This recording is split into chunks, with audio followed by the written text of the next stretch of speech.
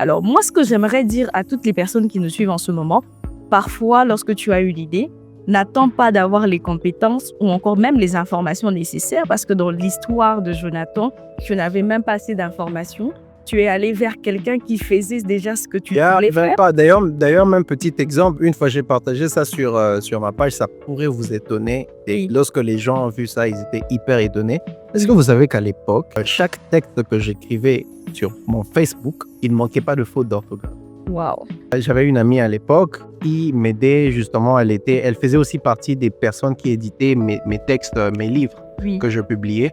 Alors chaque fois que je mettais un texte, elle va me rappeler pour me dire « Mais pourquoi tu mets tes textes avec des fautes d'orthographe ?» Elle va les retirer, comme elle avait accès à ma page, elle va les retirer, elle corrige les fautes d'orthographe et elle les remet.